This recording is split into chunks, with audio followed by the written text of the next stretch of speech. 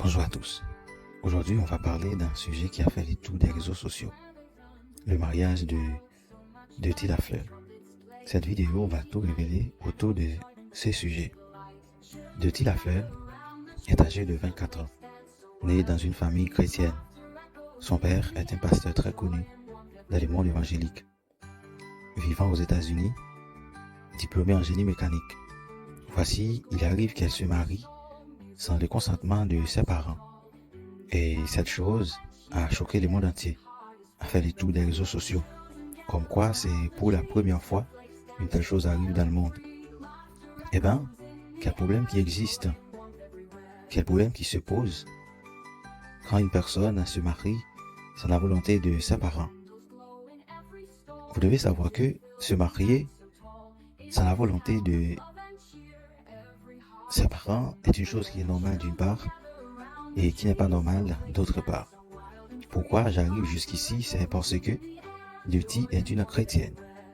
Donc, même ceux qui ne sont pas chrétiens, ils savent bien que les chrétiens ne peuvent pas vivre de la même manière qu'eux. Je vous assure que ce qui arrive là doit avoir beaucoup de critiques.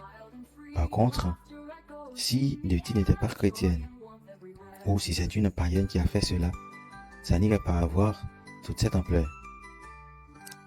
Je vous ai dit que se marier en dehors de la volonté parentale est normal d'une part. Ça veut dire, ça ne pose aucun problème selon la loi. Pourquoi? Parce que dans tous les pays au monde, il y a ce qu'on appelle maturité matrimoniale. Par exemple, en Haïti, on est matrimonialement mature à partir de 18 ans. À l'âge de 18 ans, on est mature, on peut se marier, mais notez bien, on ne peut pas se marier à cet âge sans la volonté partagée de ses parents. Par exemple, une fille qui allait vouloir de se marier sans la volonté partagée de ses parents, elle doit avoir 23 ans. Alors, on peut avancer et dire que juridiquement, Duty est assez mature pour assumer sa responsabilité conjugale en dehors de la volonté de ses parents. Dans ce cas, on doit voir que dit la loi américaine à ces sujets. Aux États-Unis, les lois sur les mariages des mineurs varient d'un État à l'autre, car chaque État fixe ses propres règles en matière de mariage. Donc, ce n'est pas seulement au sujet de mariage, les États-Unis fonctionnent-ils ainsi.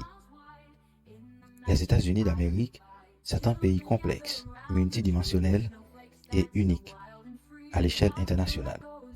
Si on prend juste quelques secondes pour faire une recherche à ces sujets, c'est facile à trouver que les États-Unis est l'unique pays au monde, la loi varie d'un État à l'autre.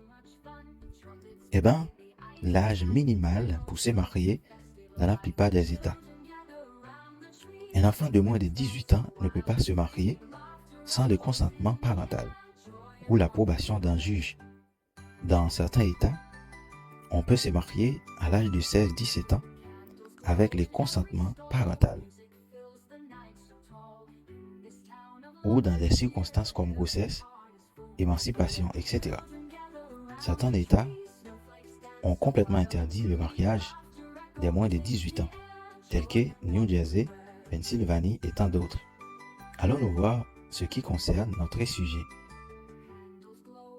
Marié sans le consentement parental. Sans le consentement des parents, un mineur ne peut pas se marier dans la quasi-totalité des États, sauf s'il est émancipé, c'est-à-dire juridiquement reconnu comme adulte. Dans le cas où l'émancipation est obtenue, le mineur peut alors se marier sans le consentement de ses parents. Par conclusion, on peut dire, selon la loi américaine et la loi haïtienne, Madame Duty est 100% libre de se marier sans l'avis partagé de ses parents. Ben, vous savez bien, c'est impossible de parler de mariage sans avoir consulté la Bible, car c'est ici que le mariage a été institué. Selon la Bible, le mariage se définit ainsi: l'union sacrée établie par Dieu entre deux personnes, un homme et une femme. Concernant les enfants qui se marient sans consentement de leurs parents. En fait, la Bible n'a pas abordé explicitement ces sujets. Par contre, plusieurs passages traitent du respect dû aux parents et de l'importance de la bénédiction parentale dans le mariage. Ici, nous pouvons nous souvenir de notre grand évangéliste Joseph, Jacques Taylor, qui nous a enseigné ainsi. Ne jamais se marier tout en étant en guerre avec nos parents. Il nous a conseillé à ne pas rater la bénédiction parentale dans notre mariage. Ce n'est pas avantageux de se marier contre la volonté de nos parents. Respecter les parents, ce n'est pas une faveur, c'est bien plutôt un commandement selon la Bible. Exode 20, verset 12, Ephésiens 6, verset 1 à 3. Dans la culture hébraïque, les mariages sont toujours arrangés ou validés par les parents. Exemple, les mariages d'Isaac. Isaac épouse Rebecca après son père Abraham et envoyé son serviteur la chercher. Jacob dut demander à Laban les mains de Rachel. Cela montre l'importance de l'accord parental dans la tradition biblique au sujet de mariage. Il y a une chose, nous devons mettre l'accent sur, c'est le libre arbitre. La Bible reconnaît que chaque individu est responsable de ses choix. C'est pourquoi il est écrit, l'homme quittera son père et sa mère, s'attachera à sa femme. Genèse 2, verset 24. Ce passage montre que l'homme devient autonome au moment du mariage. Mais cela ne signifie pas qu'ils doivent mépriser la vie de ses parents. En résumé, la Bible encourage fortement de respecter nos parents, d'embrasser la bénédiction parentale dans les décisions importantes comme le mariage. Par ailleurs, elle n'enseigne pas que se marier sans leur accord est un péché direct ou impardonnable. La sagesse biblique recommande d'éviter les conflits familiaux, sauf en cas d'opposition injuste ou non fondée. On peut prendre par exemple le refus basé sur des critères non bibliques comme l'ethnie ou la richesse. Ici, vous devez prêter attention à cette logique. Donc, c'est ici on va tout expliquer en ce qui concerne ces sujets. Le thème, se marier sans ou avec l'accord parental. Que dit la Bible? La Bible nous dit que le mariage est une étape importante dans la vie d'un croyant. Il ne s'agit pas seulement d'un lien émotionnel, mais d'une alliance spirituelle et sociale, impliquant Dieu, la famille et la société. La question se pose alors, est-il bibliquement correct de se marier sans l'accord parental? Ici, il y a 4 choses que vous devez retenir. 1. Dieu demande d'honorer ses parents. Honore ton père et ta mère afin que tes jours se prolongent dans le pays que l'Éternel ton Dieu te donne. Exode 20, verset 12. Enfants, obéissez à vos parents selon le Seigneur, car cela est juste. Ephésiens 6. Honorer ses parents, ça veut dire quoi?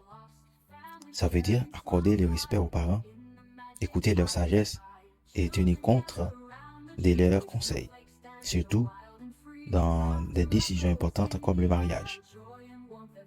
2. Le mariage implique un détachement sain. C'est pourquoi il est écrit, l'homme quittera son père et sa mère, s'attachera à sa femme. Ce passage montre qu'un adulte doit fonder un nouveau foyer. Se quitter ici, ce n'est pas un rejet des parents, mais une transition vers une responsabilité personnelle. La 3e chose, la bénédiction parentale a du poids. Par exemple, les mariages de l'Ancien Testament. Dans la culture biblique, l'implication des parents dans le mariage est énorme. Cela montre que leur bénédiction est un soutien spirituel important, mais elle ne remplace pas la volonté individuelle. 4. Quand l'opposition parentale est injustifiée, il faut obéir à Dieu qu'aux hommes. Acte 5, verset 29. Si les parents s'opposent pour des raisons non bibliques, comme le racisme, l'orgueil, finances, traditions contraires à la foi, l'enfant peut, alors, dans la prière, le respect, suivre la voie que Dieu lui montre.